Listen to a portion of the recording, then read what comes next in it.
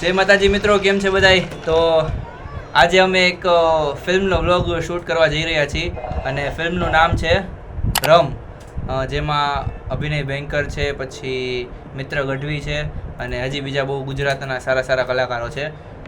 મિત્ર ગઢવીનું last film બહુ સારું એક હતું, એનું નામ હતું હા હું ઇકબાલ. કોન્ટેન્ટ ઓરિએન્ટેડ ફિલ્મ હતું અને આ પણ ભ્રમ પણ એક એવું જ ફિલ્મ છે, સસ્પેન્સ થ્રિલરવાળું. તો જોઈએ ફિલ્મ કેવું હશે અને મારી ટીમ શું વિચારે છે ફિલ્મ વિશે, ચલો હું તમને જણાવું. આ ભાઈ છે મિત પટેલા. તો ભાઈ શું લાગે તમને, ફિલ્મ કેવું હશે? ફિલ્મનું ટ્રેલર જોયા પછી એક્સપેક્ટેશન્સ વધી ગઈ છે મિત્રભાઈ પાસે, કારણ કે એ અત્યારે જે રીતના વર્ક કરી રહ્યા છે ફિલ્મ ઇન્ડસ્ટ્રીમાં, એના અલગ અલગ જે સેટ્સ જોવા મળે છે એનાથી એક ખબર પડે છે કે મિત્રભાઈ બહુ એક વર્સેટાઇલ એક્ટર છે. અને અત્યારે હું પણ એક સ્ટોરી ઉપર કામ કરી રહ્યો છું જેમાં હું મિત્ર ગઢવીને જોઈ રહ્યો છું. તો hope for the best with ભ્રમ. આ અમારા છે મિતેશભાઈ જોશી, જે અમારા કન્ટેન્ટના રાઇટર, વિચારક અને ડિરેક્ટર પણ. તો તમારું શું કહેવું છે ભાઈ? થેન્ક યુ આટલા તારા ઇન્ટ્રોડક્શન માટે. ને ભ્રમ પાસે થોડીક એક્સપેક્ટેશન વધારે છે સિનેમેટિકલી, કેમ કે મેં ટ્રેલરમાં એ જોયું છે. ફ્રેમ્સ થોડીક નવી છે અને બહુ લો બજેટ ફિલ્મ એ રીતે નથી કહેતો, બટ બહુ કોસ્ટ કટિંગમાં આવું સારું પ્રોડક્ટ તૈયાર કરેલી ફિલ્મ દેખાય છે ટ્રેલર ઉપર. તો હવે જોઈ શું લાગે છે, આજે જોઈ 8 વાગે કેવું લાગે છે. સ્પેશિયલી એક વાત કહીએ તો મિત્ર ગઢવીની એક જે ગુજરાતી ઇન્ડસ્ટ્રીમાં એક એવી રીતના નામ બન્યું છે કે જે કોમેડી એમના તરફથી એક એક્સપેક્ટેશન્સ લોકો કરતા હોય કે આમાં પણ કોમેડી કરતા હશે, આમાં પણ કોમેડી કરતા હશે, પણ નહીં, એવું નથી. એ બધી ટાઈપના જોનર ચેક કરે છે, એમની અંદર લઈ આવવાની ટ્રાય કરે છે, એક્સપેરિમેન્ટ કરે છે. જેમ કે મેં એમનું જોયું હતું ગુજરાતી મેટ્રીમોની, જે આખું અલગ હતું એમના જોનરથી. તો એવી જ રીતના ભ્રમ પણ છે. તો હવે આજે અમે જઈએ છીએ જોવા ભ્રમ, અને અમે એવું જ એક્સપેક્ટ કરીએ છીએ કે ફિલ્મ બહુ જ અફલાતૂન હશે. તમે લોકો પણ જાઓ. ઓકે, તો તમને એવું લાગતું હશે કે અમે લોકો ફિલ્મ જોયા પહેલાં જ આટલી વસ્તુ શું કામ કહી રહ્યા છીએ, કેમ કે અમે પોતે પણ ફિલ્મ મેકર્સ છીએ. નાઇસ. જેમ મિતે કીધું કે એ એક સ્ટોરી ઉપર કામ કરી રહ્યો છે. એ સ્ટોરી એકચ્યુઅલી અમે ફીચર ફિલ્મની વિચાર કરી છે અને એમાં 4 મિત્રોની એક સ્ટોરી છે. જોર જોર સે બોલ કે લોગો કો સ્કીમે બતા દે. બસ આનાથી વધારે હું તમને કાંઈ જ નહીં કહું, કેમ કે ઓબ્વિયસલી યાર પ્રોડક્શનનું થોડું ઘણું ઓલું હોય ને, એટલે. તો ચલો મળીએ સીધા આપણે સિનેમા હોલમાં. તો ફાઇનલી થિયેટરમાં પહોંચી ગયા છીએ, ટિકિટ્સ લઈ લીધી છે અને એવું કહે છે કે ભ્રમના પબ્લિક બહુ ઓછું છે, પણ હવે અંદર જઈને જોઈએ કેટલું પબ્લિક છે. 5 અમે તો છીએ, 5 એડિટર, હેલ્પર, રાઇટર, ડિરેક્ટર. આપણે 5 જણાએ થઈને શો ચાલુ કર્યો છે મિત્રભાઈ.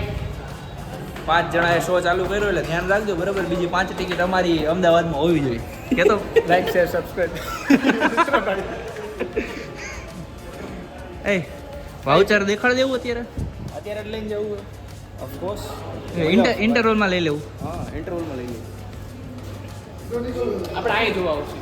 તમને પાછા ભાવ દેખાડો. હાલ આપણે ભાવ દેખાડી. આમાંથી 2 વસ્તુ લ્યો ને એટલે તમારું વાઉચર વપરાઈ જાય. કેન્ટીનમાં લોચા, નીચે પિઝાનું કાઉન્ટર, ઉપર સેન્ડવિચનું કાઉન્ટર. વાઉચર તમે અલગ અલગ જગ્યાએ રેડી ન કરી શકો. ભાઈ શું લોચા આઈનોક્સ, કાંઈ ખબર પડે? થોડુંક તો યાર આમ કંઈક ક્લાયન્ટ્સ કસ્ટમર્સ માટે કન્વિનિયન્ટ રાખો યાર, થોડું.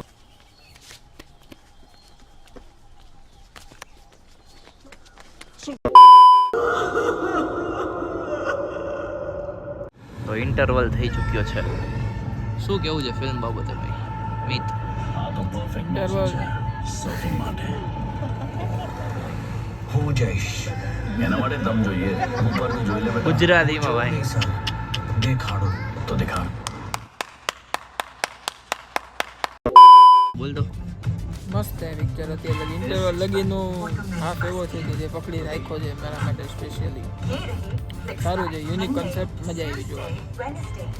એઝ આઈ સેડ, લગન જેવું કંઈ નથી, એક સારું છે. સેકન્ડ હાફ માટે બેહાડી રાખ્યું, એક નવું છે. જોઈએ હવે સેકન્ડ હાફ શું છે. વાત કરીએ ફિલ્મની તો કન્સેપ્ટ વાઇઝ ફિલ્મ બહુ સારું છે અને થોડું ઘણું લોકેશન્સ વાઇઝ હજી થોડુંક વાઇડ રમી શકતા હતા, પણ એક્ટિંગ વાઇઝ બહુ સારું છે. કોન્સેપ્ટ નવો છે ગુજરાતી ઇન્ડસ્ટ્રી માટે, બહુ સારો એક એક્સપેરિમેન્ટ છે. બસ હવે એ જોવાનું છે પબ્લિકને કેટલું ગમે છે. જો પબ્લિક કોમેડી જોનરમાંથી બહાર આવે ગુજરાતી પિક્ચરમાં તો બહુ સારી વસ્તુ કહેવાય. આવા પિક્ચર્સને થોડુંક સ્ક્રીન વધારે મળવી જોઈએ, પ્રોપર એક રિલીઝ મળવું જોઈએ, પ્રોપર આવા ફિલ્મનું એક પ્રોપર પ્રમોશન થવું જોઈએ. જેમ જે રીતે જોઈએ અમે આનું પ્રમોશન આમ જોયું તો બહુ ઓછું થયું છે. ફિલ્મ એન્થુસિયાસ્ટ હશે એ લોકોને જ બહુ જાજી એવી ખબર હશે ફિલ્મ વિશે. બાકી તો ઘણાને ખ્યાલ નહીં હોય કે ભ્રમ કરીને આવું ફિલ્મ આવ્યું કે નથી આવ્યું, એવું મને પર્સનલી એવું લાગે છે.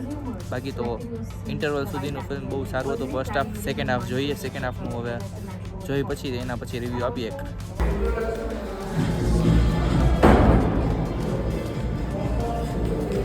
કેવું લાગ્યું ગુજરાતી દૃશ્યમ જોઈને? ખાલી જો અમેઝિંગ ભાઈ, એકવાર જોવા જેવું ખરેખર. બહુ અમેઝિંગ ભાઈ ગુજરાતનું દૃશ્યમ છે ભાઈ, અને અનએક્સપેક્ટેડ સ્ટોરી છે.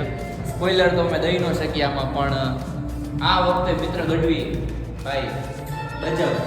ચલો કન્ફેશન વાળા સીન થેન્ક યુ ભાઈ. ડિરેક્ટર પલ્લવ બ્રો, હા યુ ડીડ ઇટ.